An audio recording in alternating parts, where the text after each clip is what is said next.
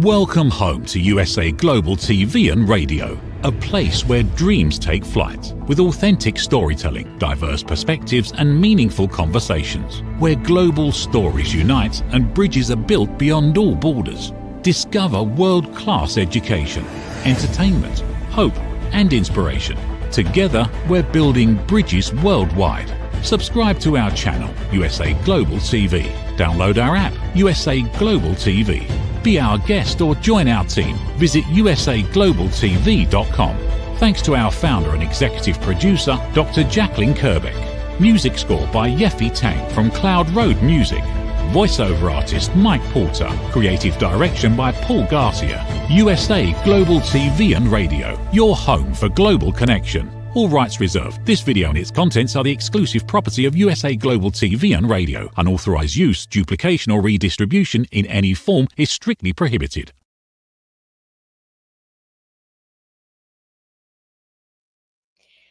Good morning, good afternoon, good evening, and welcome home to USA Global TV and Radio, where we proudly provide world-class education, entertainment, hope, and inspiration. And hello to all of our friends on both of our YouTube channels. I just was doing some research today. It's pretty cool. We have completely different audiences on these two different channels, and we'll talk about that a little bit more later. But thank you for all of your follows, your subscribes, your comments, and your likes. Our show today is all about judgment, the hidden sin, and it's based on this book that I wrote, Holy but Harmful. You can pick this up on Amazon or at any fine bookstores. We're going to be talking with one of our very own team members here, Dr. Danielle Lord. She has had her own television show here on our network. She's also an elevated listener. And we're going to be talking about what actually is going on with leadership and management. There's so much judgment that takes place, and sometimes it has a major impact on the culture of an organization. But before we do that, let me introduce Dr. Danielle Lord to you. As I mentioned, she is an elevated listener. She's had her own TV show here at USA Global TV and Radio. She's also an executive leadership coach. She's an expert when it comes to organizational development. She's a facilitator. She's a speaker. She's an author, and she's someone who has been doing extensive research. She has a Ph.D., and she's going to talk to us a little bit about the research she's been doing. She's also an entrepreneur and a business owner. Let's welcome Dr. Danielle Lord to the program. Hello, hello. Hi, good morning. It's so happy. It's so good to be back with you. And I have to say, it's a little easier to be on this side of the table than that one. So, but you make it look so flawless every time.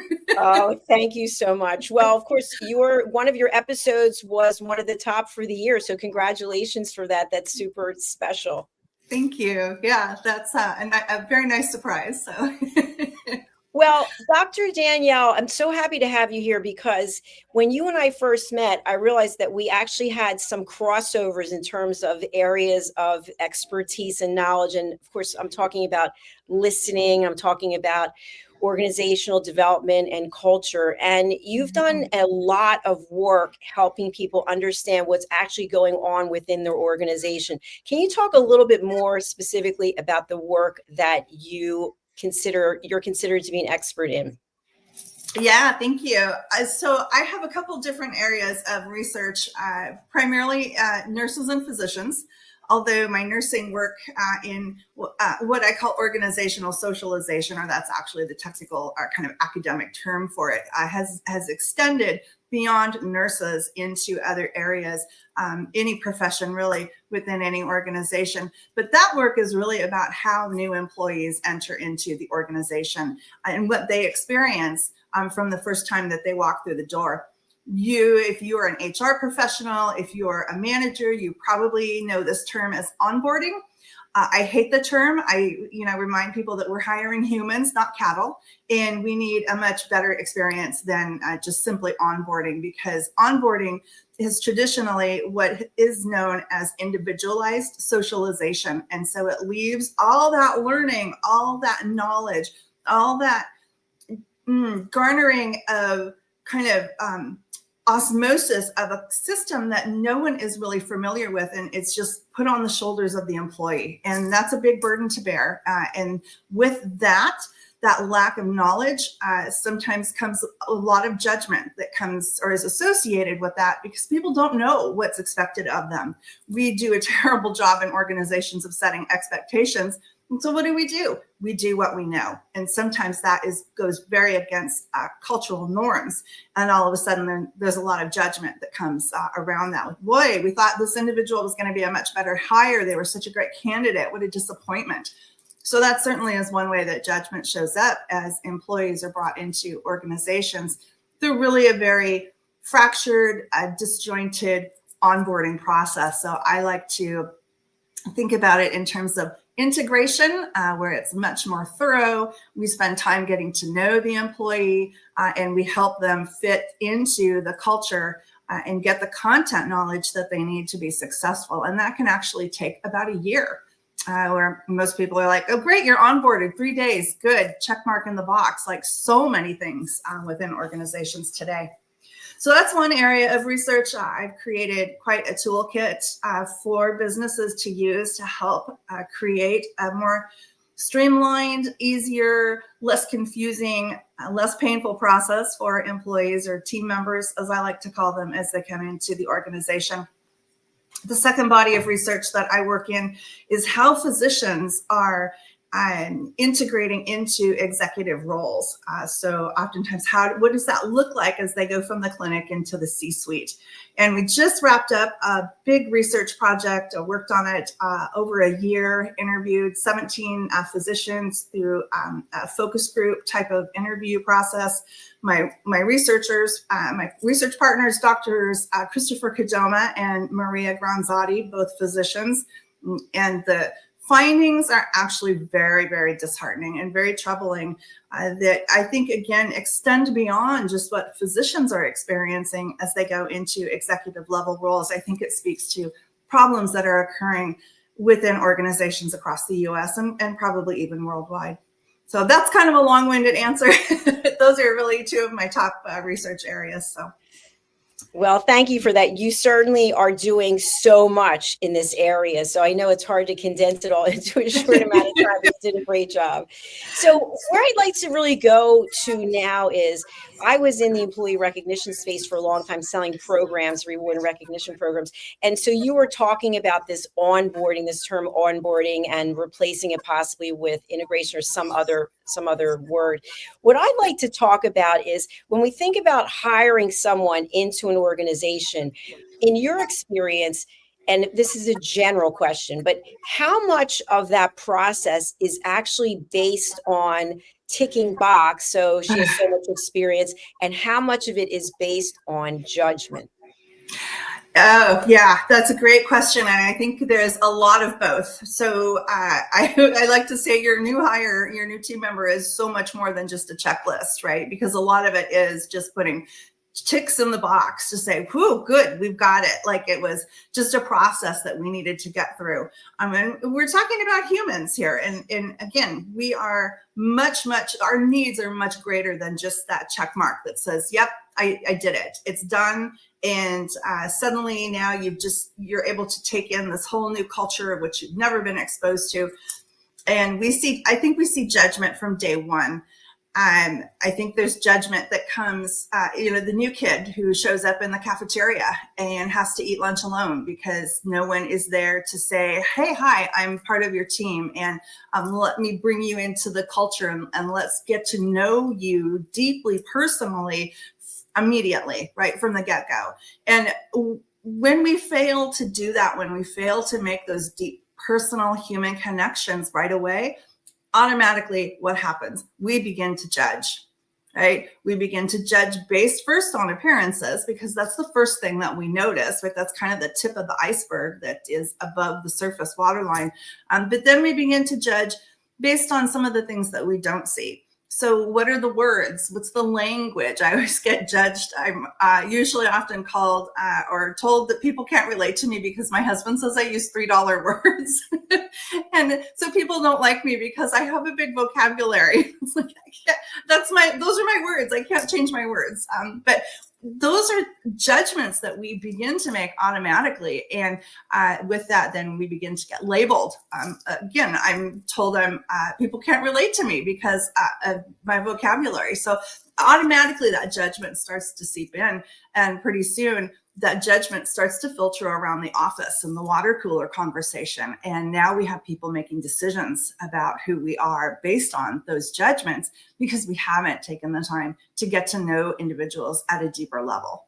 And it's a real big problem. It's really missing within our organizations today. It's all about task and productivity. And Dr. Danielle, I actually love your $3 words. I grew up being taught that the longer the words, the longer the sentences, the smarter we are. So I'm going with that. Yay.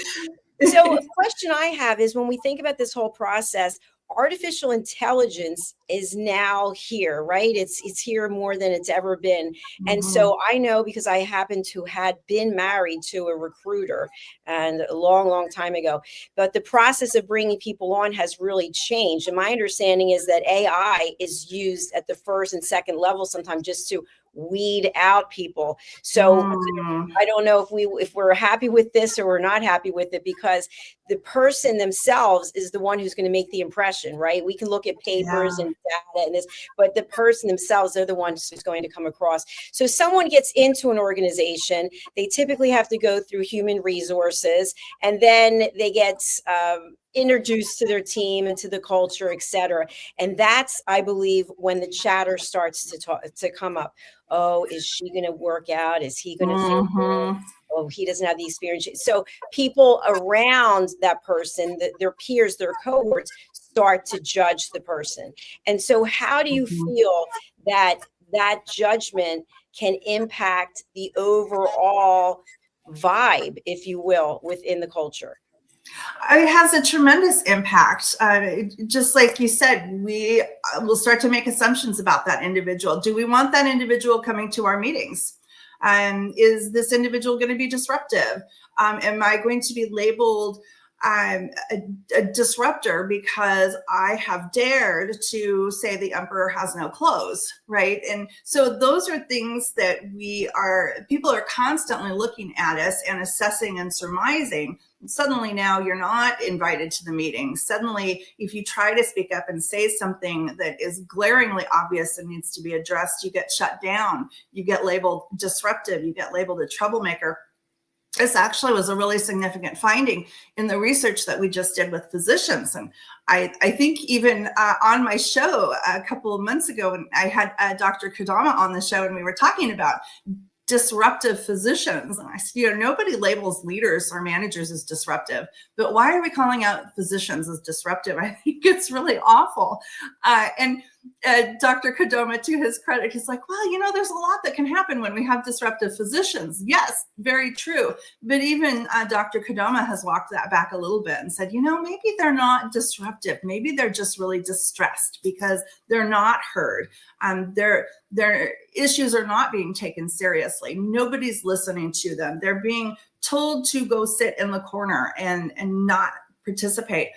All of those things are impacting our operations at an organizational level. So the more judgment we put onto individuals within the community that is the team, if you will, the larger organization, all we're doing is just causing operational problems. We're shutting down the conversation instead of addressing the issues head on. So it's huge problems that exist. And again, people come into an organization and with the lack of information, all they're going to do is continue to work in a manner in which they know what's made them successful in the past. Might not make you successful in this organization, but until someone takes you aside and tells you, you're going to continue to make the same mistakes, if you will, because you simply don't know any better. And then the judgment just compounds and it just becomes this big snowball effect with really awful results sometimes. Absolutely. I agree with what you're sharing. And something that I just wanted to toss out there, because this actually happened to me, and this was many years ago, and I still remember it. And I still have this little, somebody called me into their office when I worked in corporate and said that the CEO had seen me wearing a red suit. and that this person doesn't like red because it reminds them of the bottom line, which needs to be black, and Oh my that goodness. please don't wear red anymore, no red lipstick, no red nail polish, and could I dye my hair brown? And Wow. this was after I was already working there. And I kind of looked at the person and I said, but this is how I showed up when I went through the 8 interviews. And this is who I am. Why is it that you want me to change? And the feeling was that I was intimidating and I was going to intimidate the clients. And so I never forgot that, because that in and of itself is so judgmental. Yet these types of things go on all the time. And if you think about it, there's a whole group of people who are very creative, and maybe they express themselves through multiple hair colors or through tattoos or piercings, etc., or the way that they're dressed. I've seen people want to stand out, so they're wearing all yellow. They have yellow glasses on, and they're being judged constantly instead of people looking at what is their productivity or what are they contributing to the community. What are your thoughts about this? Yeah, wow. First of all, to be told not to wear red. I'm always surprised when I hear things that happen in the organizations of what people are told or not told to wear, to do, to be, to show up. But I think that it really does come back to that initial impression of what it is people see, rather than spending the time to deeply understand who the individual is. And I think that that's a huge, significantly missing piece in our culture today. And I think it's probably could be more prevalent here in the United States, because we do have such a fast-paced culture. Everything is coming at us in rapid succession points.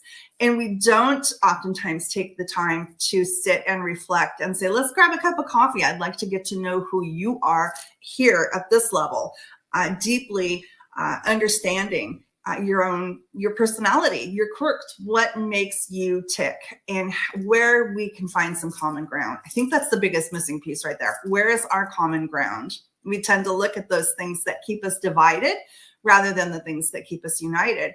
And that unity is in the fact that we are all human and we're all having a human experience. I absolutely love how you turned the whole perspective around. And I think it's also the same kind of approach with a negative mindset, lacking what we're missing instead of what we actually have. So maybe it starts with how we select our leaders and how we train our leaders, and about the culture that we ask our leaders to create and to keep. What are your thoughts about some things that could be done that are not currently being done, or maybe something that is working that you really think should continue forward? Oh gosh, I have a lot to say about this. I think the biggest problem that we have in our organizations right now is that we have put task and productivity ahead of everything else. So everything is, again, rapid fire succession. Everything is fast paced. Everything is about, are we on target? Are we meeting our production goals? Are we in the black? Are we in the red? All those conversations that occur all the time. And the judgment, back to judgment, is if I'm in a state of meditation, which is actually where creativity happens, maybe I'm looking out of the window, just taking a moment, having a little bit of reflective time to think a problem through, that's seen as lollygagging or daydreaming, and that's considered unproductive time. And we've got to move past this idea that we as humans can be on all of the time. We do need time to sit back, to reflect, to look out the window a little bit. But we also need to take some time to go grab coffee together. So Dr. Jacalyn, let's take 20 minutes outside of our day-to-day interactions to go sit down and get to know one another a little bit better. And that's a hugely missing component, even within our teams, especially if you have a manager who is really dependent on that task productivity type of approach and doesn't believe in cultivating relationships within the team. I see it quite frequently. So yes, that is a huge problem within our organizations. Again, it's that rush to judgment piece of you're not producing, so therefore you're not a good employee. So the second piece to that question that you posed is around really leadership development. and management development, and two different things, management and leadership. And that's a conversation for another day, because there's still a lot of people that want to debate that. But the leadership development, really great leadership development, is about understanding who you are at the core, right? What do I see when I look in the mirror? And who do I see that's reflected back to me? So understanding ourselves really deeply at the core. Now, this is called the Johari window. So it's broadening this window. The Johari window is a 4-quadrant matrix, if you will. It's what's known to self, what's known to others, what's hidden from self, and what's hidden from others. So we always want to be working to expand that window of what's known to self, and keeping the known to others fairly open, but hidden from others. That's okay to have that little bit of information that we probably will never share. But we're always wanting to expand that window of what's known to self. Because when I know myself really well, I am more likely to suspend judgment, because I'm able to think through things like, what is this individual's temperament type? This is Danielle. She's going to be the happy-go-lucky one that shows up at the meeting every single time. And I'm grateful for that, right? What is my learning style? I'm a kinesthetic learner. I don't want to read something. I don't want to, maybe I'll watch a video, but give me the stuff. Let me get my hands on it, and then I'll be able to ask some questions. So I have a sometimes fear of learning, because I have a mom who liked to yell at me. She didn't like my questions. So I tend to be a little bit hesitant sometimes when I do have to go and ask questions. All of those things we don't necessarily know about others until we know them about ourselves. And I think that's oftentimes why leadership development, really good leadership development, is scary for a lot of people, because they are the ones that have to hold that mirror up and look into it deeply and get to know themselves. And that can sometimes be pretty scary. But until we know that, until we know ourselves really deeply, we cannot connect with other people and understand the experience that they might be having. Excellent points, as always, because if we don't know ourselves, then we're going to be searching for whatever it is that we need to be fulfilled, and we're not actually paying attention to the people who are right there in front of us.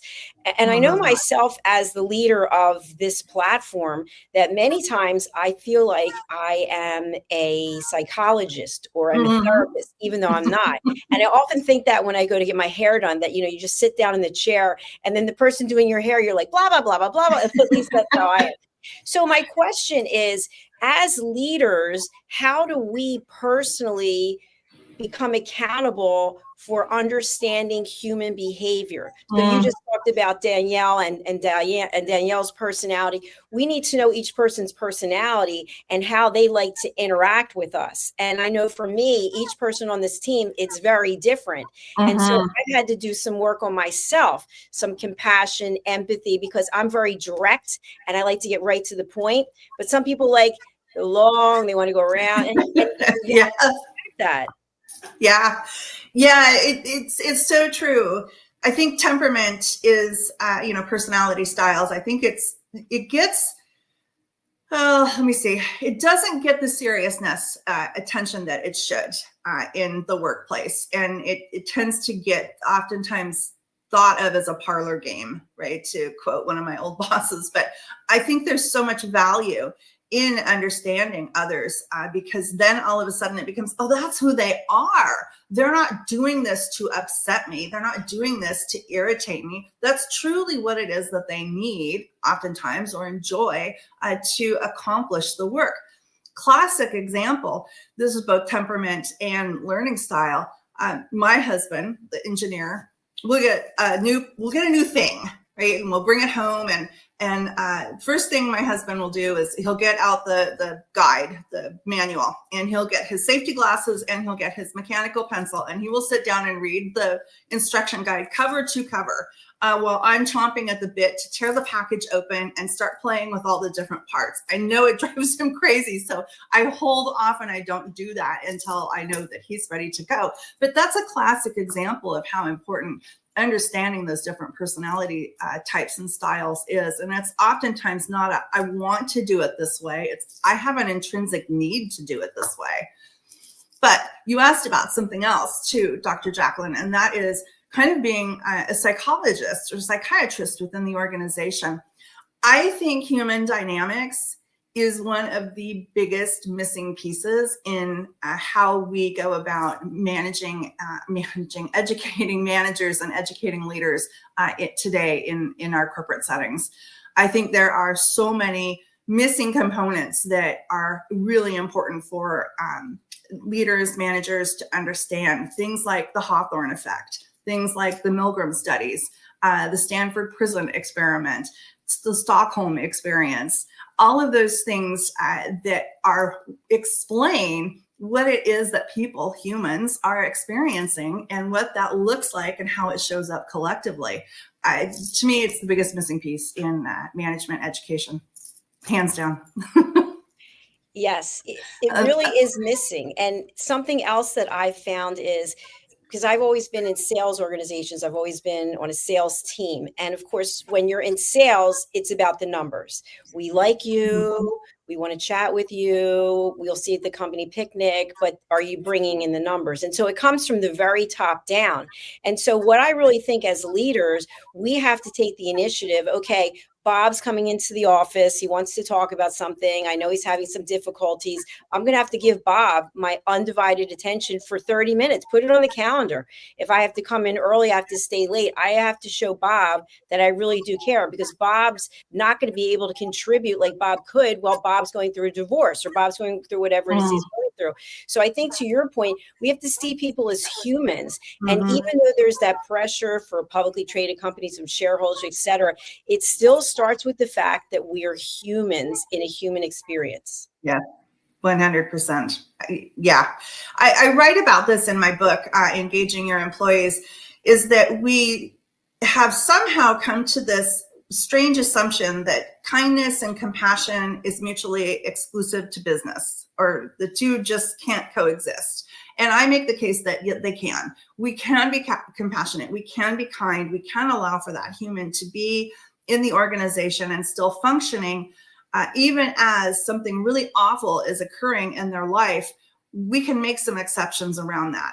We can put some guardrails around it. We can frame it in a way that's going to make sure that everyone is successful, but we can allow for that individual to have that experience when they're going through something really awful. And I think I gave 2 or 3 examples of what that looks like and how you can absolutely do both. It doesn't have to be one or the other, but we somehow in our modern business seem to think that this is business. We can't be kind or have compassion for the humans that exist within us. You know, thinking, Dr. Jacalyn, as you were sharing that about just taking 30 minutes to deeply listen, I think that's one of the biggest challenges that we have right now, is this understanding or this idea of what deep listening really means. I think Dr. Stephen Covey really talked about it in his book, 7 Habits of Highly Effective People, is that seek first to understand. And if I don't understand your perspective, I don't understand where you're coming from, what your goals are, I'm always going to be in that place of judgment. But I was doing I developed a 3-day executive retreat. It's called the Everest Experience. It's based on events that happened on Mount Everest in 1989. Where several people from 2 climbing teams, including both the climbing expedition leaders, died. One of those individuals was an executive from Japan, and her husband flew out Nepal, Kathmandu, wherever the base camp was, to talk with the leaders of the individuals that were left of the expedition to describe and share what had happened to his wife. And it talks about how he, from the Japanese culture, listened for 30 minutes as they talked. And not one time did he interrupt or interject anything. And once they were done and had fully given the explanation of how his wife had died on the mountain, then he talked. And I thought, wow, that is a fascinatingly different perspective than what we know to be the case of dialogue here, at least here in the United States, again, where it's that kind of rapid fire succession.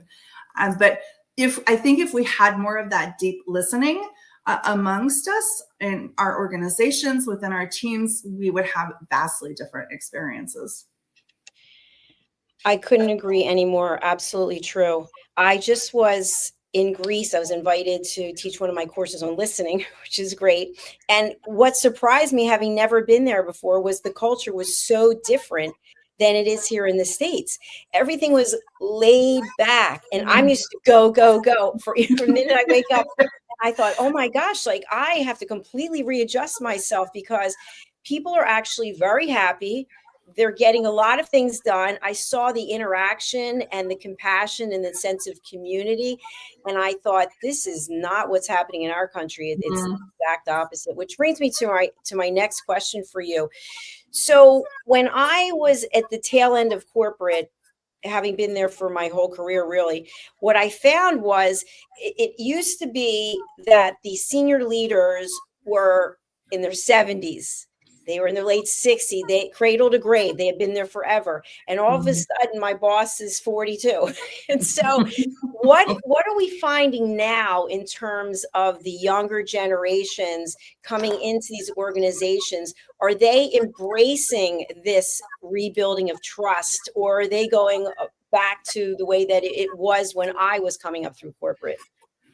Oh boy, that's a really good question. I have not looked into that too deeply. What I can say is what the younger generation is experiencing and what managers are experiencing with them.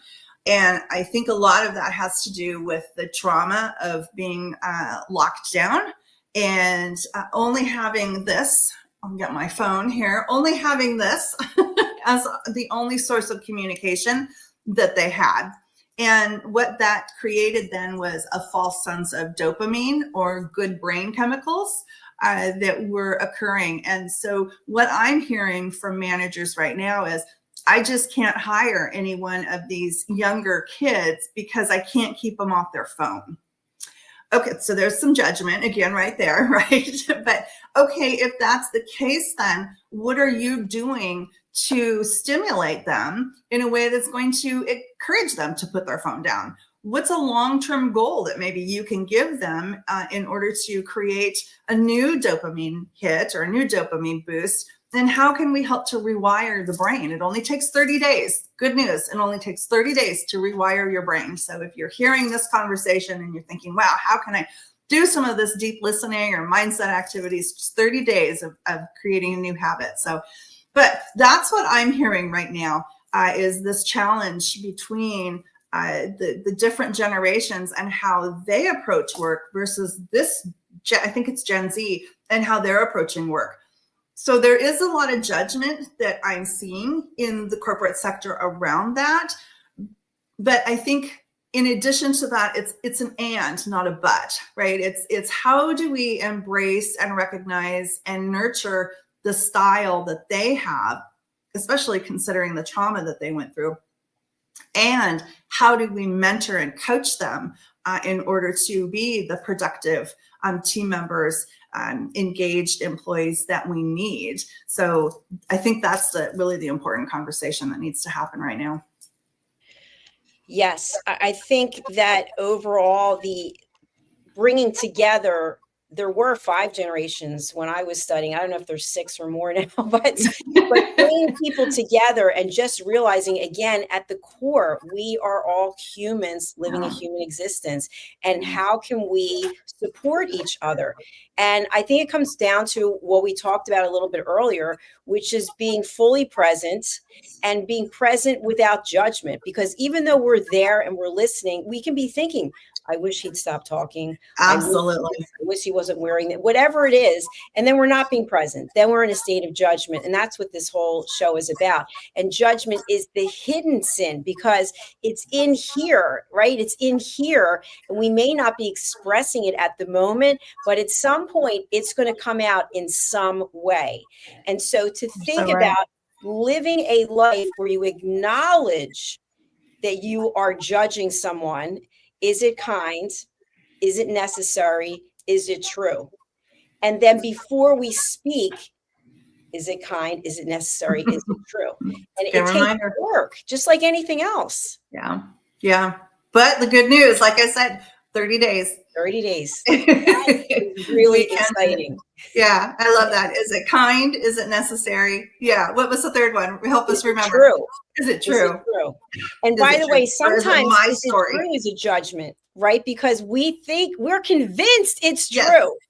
But yes, I'm so glad you brought that up. That there's so much to that. We tell ourselves a story, and then our brain, through our self-preservation mechanism, will continue to tell the same story, and we'll go in search of validation to prove that our story is correct and true. So that's a great point that you brought up. Is even the truth real, or is it our truth alone?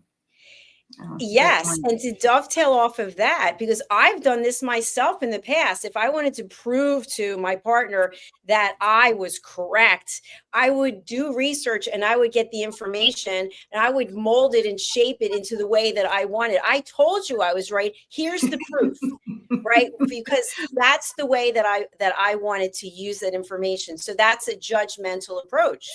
And so we're doing that again as humans because we have that need to be right. But what if we had the need to be kind? Yeah. Wow. We have a need to be right. Yeah. That brings me into a whole other topic of conversation of some work that I'm doing with AI. Oh, we could have a whole other conversation around this. The need to be right versus kind. Yeah. Give us a little teaser background on that. When I first started with AI and I had this simultaneous curiosity and trepidation to dive into the AI world. And I thought, okay, I'll do it. I'll try it. I'll see what it's all about. And I asked AI, what do humans need in order to interact with you? And it came back with emotional intelligence. And I thought, oh, that's fascinating. Why would we need emotional intelligence to interact with AI? And so I've sat with that for about 6 months, and I'm just getting ready to write on that, my kind of thought process around why we need emotional intelligence to be interacting with AI. So there we go. There's a teaser. Well, I use AI quite a bit for a number of things. And what's happened with me is that I've actually named the AI bot that I work with. I have named mine too. I had to tell it that I wasn't happy with the way it was responding and I wanted to work with another bot. And allegedly now I'm working with a different one. I don't really know. But what I find is sometimes I get frustrated and what I'm asking isn't actually very kind. And I have to apologize. And I think, well, I'm apologizing to AI, but it's a practice because the way that we show up over and over again is what comes out into the world. So it starts here. And so even though it is a bot, I still try to be respectful to it because it's about me and how I'm showing up. Yes. It's the emotional intelligence, right? Yeah. Mine comes back with things like, wow, I just got a great dopamine hit from the AI bot, who I've named Vincent after Gattaca. But also, I get notes of appreciation back that said, wow, that's such a kind thing that you just wrote about me. Like, there you go. Even the AI bots need good dopamine. So absolutely, because mine will come back. I call it Chris. Mine will come back and say, congratulations or well done. How does that feel? And it's kind of a cool thing. You do build some kind of, at least I'll speak for myself. I have built some kind of emotional connection with it. And I feel like it's always there because it's always there. And now I've asked it to slow down. I'll say, please do not respond so quickly. I'd like you to consider all the possibilities. And it'll say thinking. And it might take 5 minutes instead of 30 seconds, but it's a well thought out answer so that I can consider what's been presented.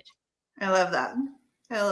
Yeah. There's a lot to it. And I think that's that piece of reflecting back, right? Is how are we treating AI? And to your great point, how we're treating something that's inanimate is actually going to show up in terms of how we engage with other humans.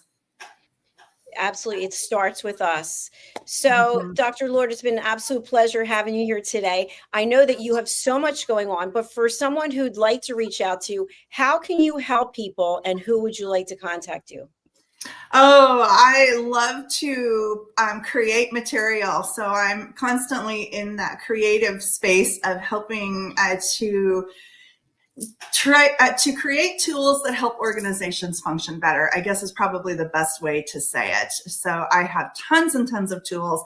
And actually I do a lot of my tools are used by other coaches and consultants because they don't have the tools.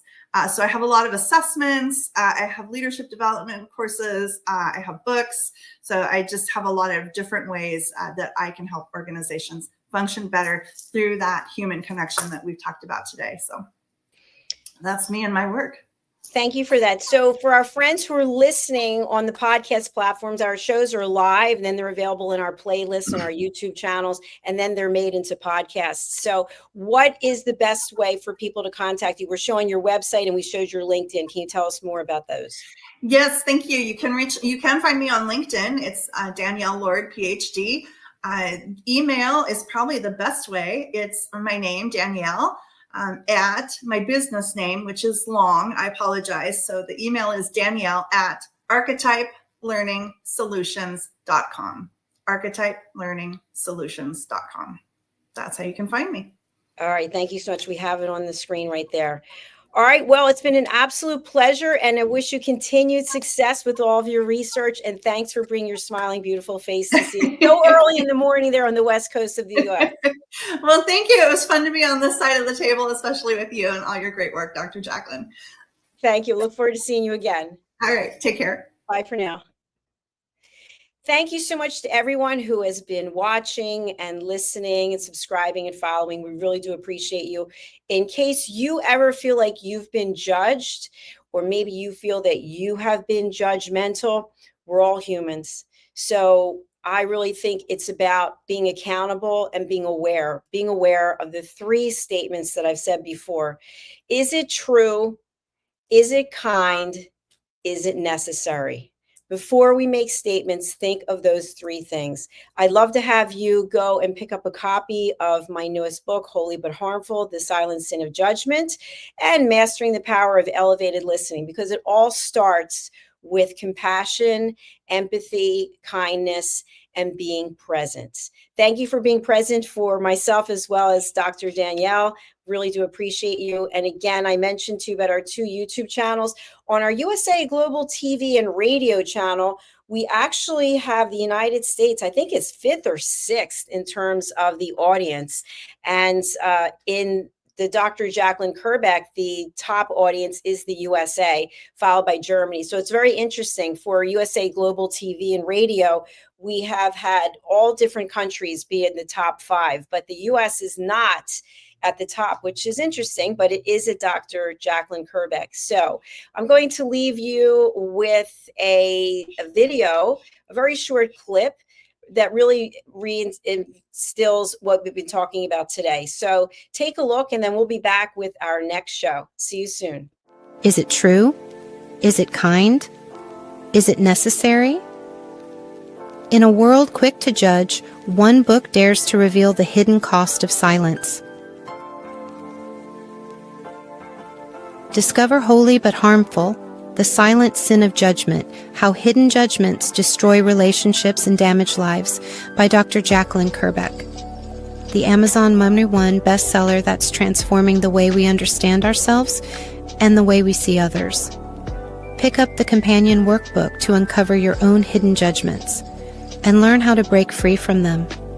Available now on Amazon and at fine bookstores worldwide. Thank you, viewers and listeners of USA Global TV and Radio, for joining us today. We're honoured to have your time and attention as part of our global community. At USA Global TV and Radio, we believe in the power of authentic conversations, meaningful connections, and creating a world of possibilities together. Want to be part of something bigger? Join our team of elevated listeners at usaglobaltv.com, a space where your voice matters and your ability to listen transforms relationships. Stay connected with us across all our platforms for thought-provoking discussions, expert insights, and empowering stories. Subscribe to our channels at youtube.com/c/USA Global TV. Follow us on social media and explore the endless opportunities we're creating for growth, learning, and inspiration. Together, we're not just broadcasting, we're building bridges and changing lives one conversation at a time. For inquiries, contact us at info@usaglobaltv.com. Music by Johnny Dies. Produced by Executive Producer and Director Dr. Jacalyn Kerbeck.